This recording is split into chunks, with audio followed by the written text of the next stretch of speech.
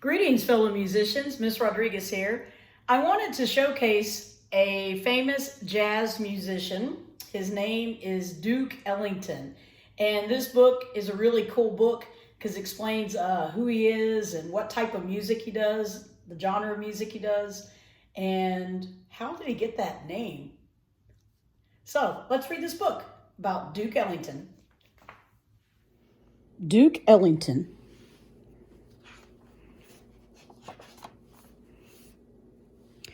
You ever hear of the jazz playing man? The man with the cats who could swing with his band? He was born in 1899 in Washington, D.C., born Edward Kennedy Ellington. But wherever young Edward went, he said, "Hey, call me Duke." Duke's name fit him rightly. He was a smooth-talking, slick-stepping, piano-playing kid. But his piano playing wasn't always as breezy as his stride.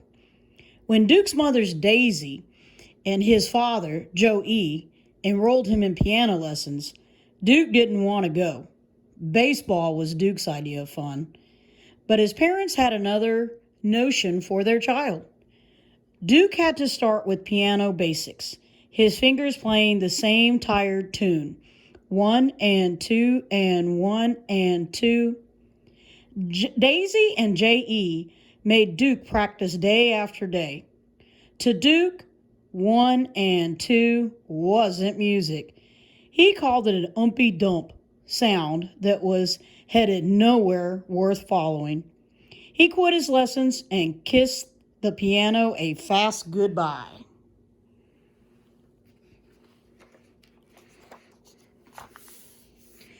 Years later, on a steamy summer night, Duke heard that Umpy Dump played in a whole new way. Folks called the music ragtime, piano that turned Umpy Dump into a soul-rousing romp. The ragtime music set Duke's fingers to wiggling. Soon he was back at the piano, trying to pluck out his own ragtime rhythm. 1 and 2 and 1 and 2. At first, this was the only crud tinkling Duke knew.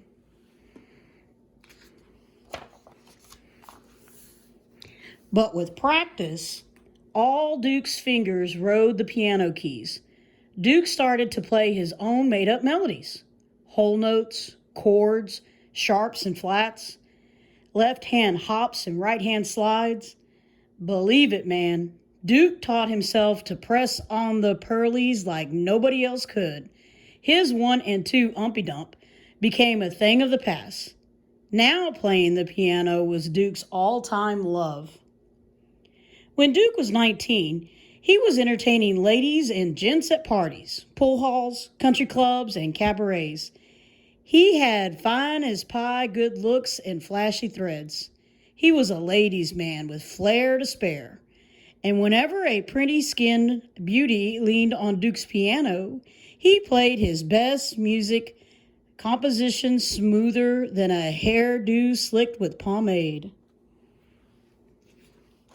It wasn't long before Duke formed his own small band, a group of musicians who played all over Washington, D.C. But soon they split the D.C. scene and made tracks for New York City, for Harlem, the place where jazz music ruled. They called themselves the Washingtonians and performed in all kinds of New York City honky-tonks. Barron's Exclusive, The Plantation, Cyro's, and the Kentucky Club. Folks got to know the band by name and came to hear them play.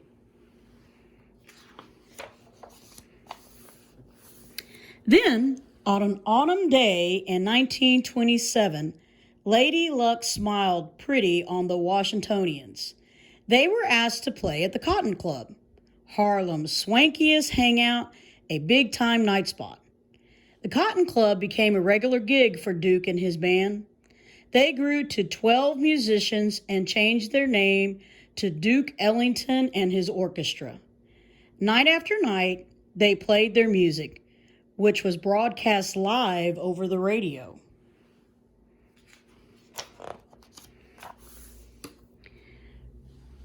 For all those homebodies out in radio lovers land, folks who only dreamed of sitting pretty at the cotton, the show helped them feel like they were out on the town. Duke's Creole love call was spicier than a pot of jambalaya. His mood indigo was a musical stream that swelled all over airwaves.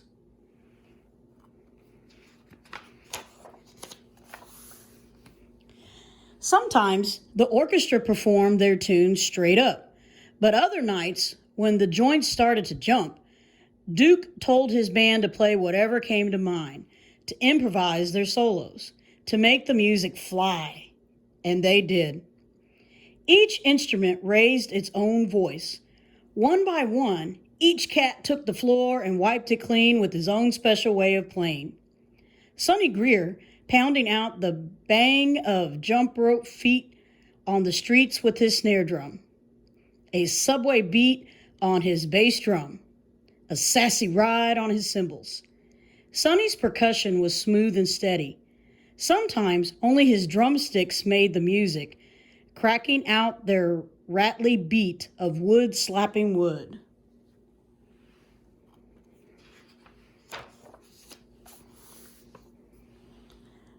Along with Sonny, Joe Tricky Sam Nathan went to work on his trombone, sliding smooth, melodic gold. He stretched the notes to their full tilt, pushing and pulling their tropical lit. When Tricky Sam was through, he'd nod to Otto, Toby Hardwick. "Your turn," he'd say. "Take the floor, Daddy-O."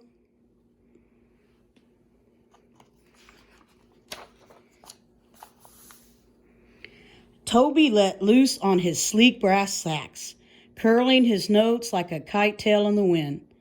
A musical loop-de-loop with a serious twist.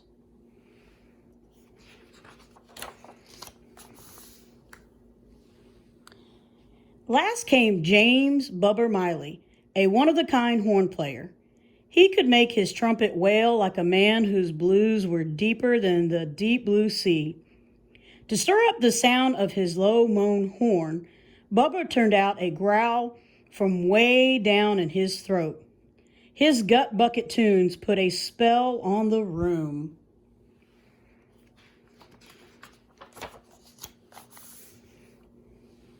Yeah, those solos were kicking.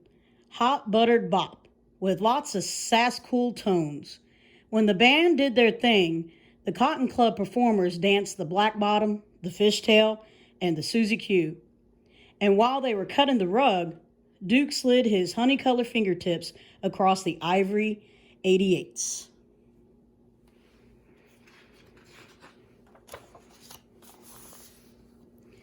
The words on Duke and his band spread from New York to Macomb to Kalamazoo and on to the sunshiny Hollywood Hills. The whole country soon swung to Duke's beats. Once folks got the taste of Duke's soul-sweet music, they hurried to the record store asking, "Yo, you got the Duke? Slide me some King of the Keys, please. Gonna play me that Piano Prince and his band." People bought Duke's records, thousands of them.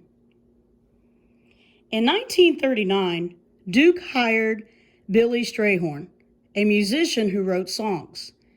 Billy became Duke's ace, his main man. Duke and Billy worked as a team. Together, they composed unforgettable music. Billy's song, "Take the A Train," was one of the greatest hits of 1941.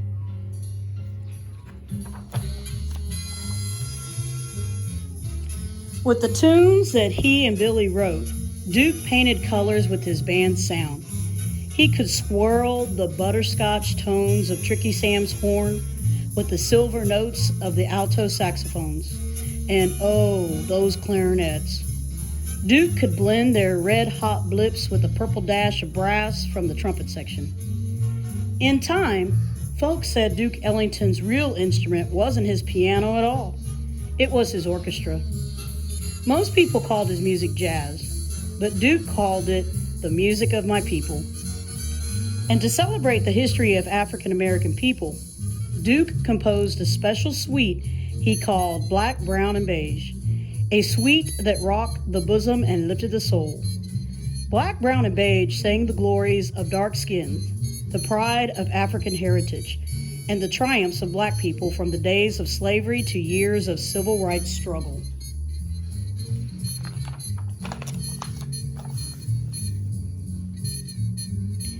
Duke introduced Black, Brown, and Beige at New York's Carnegie Hall, a symphony hall so grand that even the seats wore velvet. Few African Americans had played at Carnegie Hall before. Duke and his orchestra performed on January 25, 1943. Outside, the winter wind was cold and slappy, but inside, Carnegie Hall was sizzling with applause. Duke had become a master maestro. Because of Duke's genius, his orchestra now had a musical mix like no other. Now you've heard of the jazz-playing man, the man with the cats who could swing with his band, King of the Keys, Piano Prince, Edward Kennedy Ellington, the Duke.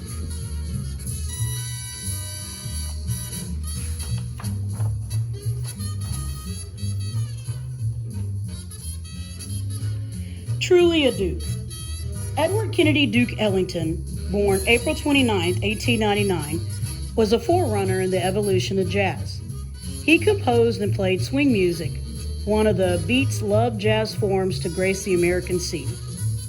The roots of jazz encompass several types of music: blues, ragtime, folk music, and marches that originated from the musical traditions of African American people. Since its birth in the early 20th century, jazz has grown to include many styles that remain popular today. In 1927, Duke Ellington and his orchestra became a highly successful engagement at Harlem's renowned Cotton Club, a run that lasted 5 years. By the early 1930s, Duke began to produce complex, original arrangements that resembled the music of classical orchestras, yet were still popular among all kinds of music lovers. Sophisticated Lady and I Got It Bad are among the most memorable. Duke composed some of these tunes together with Billy Strayhorn, which made his band a force to be reckoned with. Duke's orchestra toured the United States and abroad, delighting audiences wherever they went. On January 23, 1943, Duke performed a concert at Carnegie Hall. Though some jazz musicians had played there before, few had performed elaborate music like Duke's. Duke wrote Black, Brown, and Beige, especially for the event. The composition showed the world that Duke Ellington was an accomplished composer, a symphonic master whose music had come to be regarded as beyond category. During the more than 50 years of his celebrated career, Duke wrote and composed at least 1,000 compositions, some say as many as 5,000, including ballet and film scores, orchestra suites, musicals, and choral works. More than 800 musicians appeared with his orchestra during the years on the road. Duke Ellington died on May 24, 1974, but his musical genius is far from gone. His influence on the history of music and on the musicians everywhere continues even today.